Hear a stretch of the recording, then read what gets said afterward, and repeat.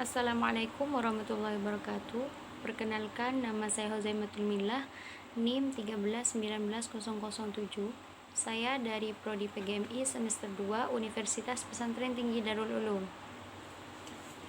Di sini saya akan menyelesaikan tugas dari mata kuliah anti korupsi yang disuruh meresum. Di sini saya akan meresum dari kelompok 3, yaitu dampak-dampak korupsi. Dampak-dampak korupsi itu terdapat beberapa bagian. Yang pertama, dampak korupsi terhadap aspek ekonomi. Yang kedua, dampak korupsi terhadap aspek sosial dan kemiskinan. Yang ketiga, dampak korupsi terhadap birokrasi pemerintah.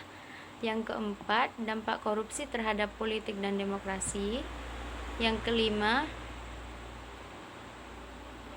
dampak korupsi terhadap penegakan hukum. Yang keenam, dampak korupsi terhadap pertahanan dan keamanan. Dan yang ketujuh, dampak korupsi terhadap kerusakan lingkungan. Nah, kembali pada dampak korupsi yang pertama, yaitu dampak korupsi terhadap aspek ekonomi. Yang pertama yaitu penurunan produktivitas. Lesunya pertumbuhan ekonomi membuat produktivitas menurun.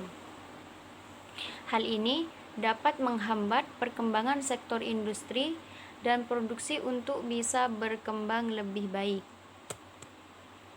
Yang kedua yaitu rendahnya kualitas barang dan jasa untuk publik, yaitu jalanan rusak, jembatan ambruk, kereta api terguling, beras tidak layak dimakan, ledakan tabung gas, bahan bakar merusak kendaraan masyarakat, angkutan umum tidak layak, serta bangunan sekolah ambruk adalah kenyataan rendahnya kualitas barang dan jasa sebagai akibat korupsi. Yang ketiga yaitu menurunnya pendapatan dari sektor pajak.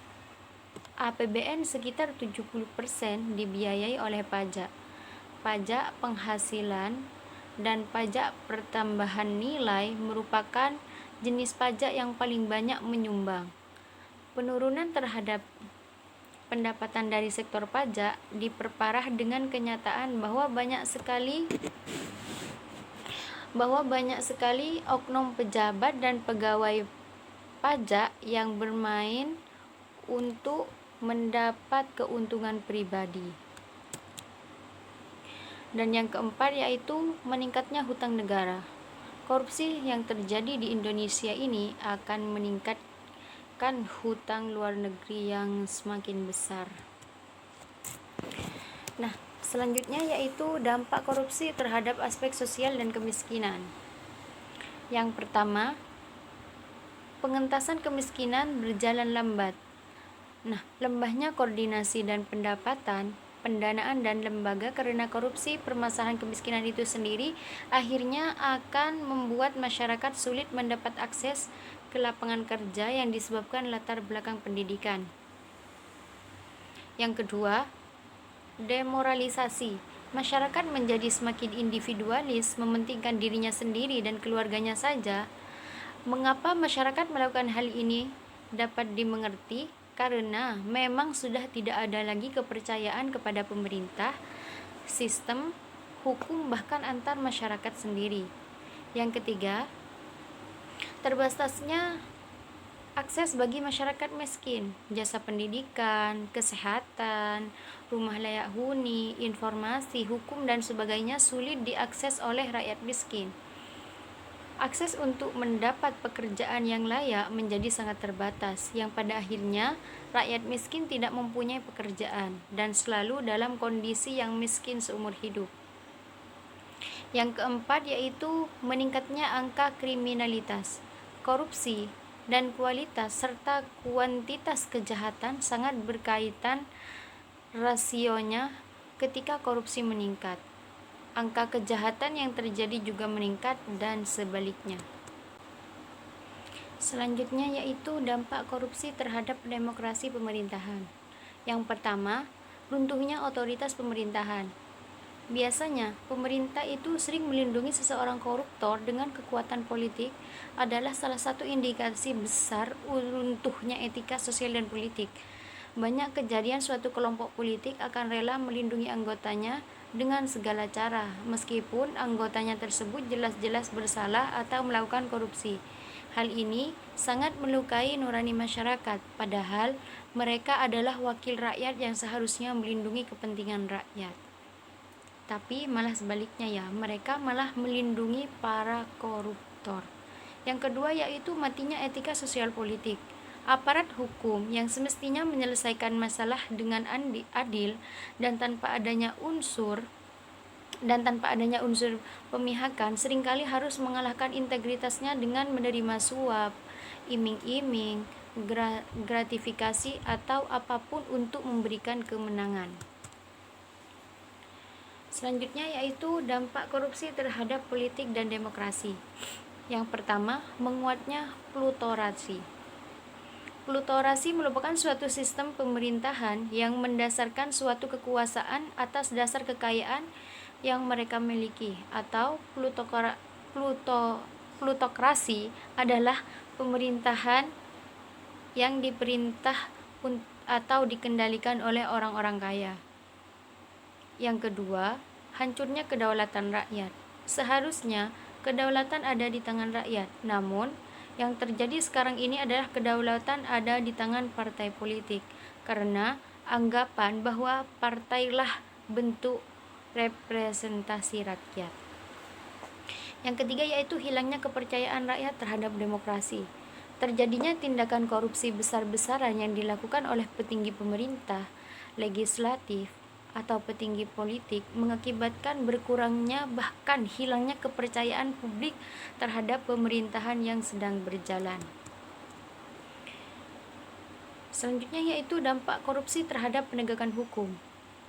Yang pertama, korupsi menghambat negara melakukan pemerataan akses dan aset, dan kedua, korupsi juga memperlemah peran pemerintah dalam menjaga stabilitas ekonomi dan politik.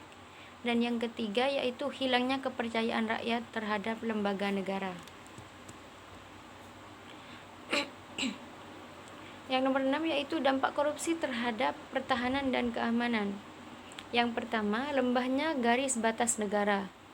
Nelayan asing dari Malaysia, Vietnam, Filipina, Thailand seringkali melanggar zona ekonomi eksklusif Indonesia dan mengeruk kekayaan laut yang ada di dalamnya. Kementerian Kelautan dan Perikanan RI yang menyatakan bahwa Indonesia mengalami kerugian 9,4 triliun rupiah per tahun akibat pencurian ikan oleh nelayan asing. Yang kedua, menguatnya sisi kekerasan dalam masyarakat. Akumulasi dari rasa tidak percaya, apatis, tekanan hidup, kemiskinan yang tidak berujung, jurang perbedaan kaya dan miskin yang sangat dalam, serta upaya menyelamatkan diri sendiri adalah efek yang sangat berusak, yaitu kekerasan. Yang terakhir yaitu dampak korupsi terhadap kerusakan lingkungan. Yang pertama, menurunnya kualitas lingkungan. Akibat yang dihasilkan oleh perusakan alam ini sangat merugikan, khususnya bagi kualitas lingkungan itu sendiri.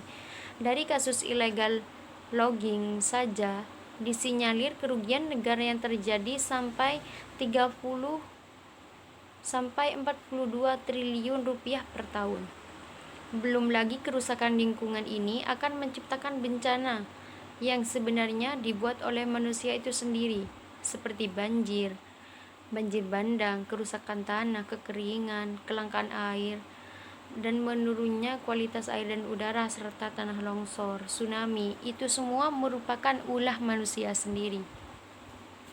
Yang kedua yaitu menurunnya kualitas hidup. Kerusakan hutan, hujan tropis akan mengurangi persediaan oksigen bukan hanya untuk wilayah tersebut, namun juga oksigen untuk bumi secara keseluruhan. Berkurangnya kualitas udara tentunya juga akan berakibat pada menurunnya kualitas kesehatan manusia yang menghirupnya. Kerusakan yang terjadi di perairan seperti pencemaran sungai dan laut juga mengakibatkan menurunnya kualitas hidup manusia. Jadi semuanya itu tergantung diri kita sendiri. Bahkan yang merusaknya itu adalah manusia sendiri. Nah, mungkin ini yang dapat saya resum dari kelompok ini. Kurang lebihnya saya mohon maaf, semoga bermanfaat. Terima kasih. Wassalamualaikum warahmatullahi wabarakatuh.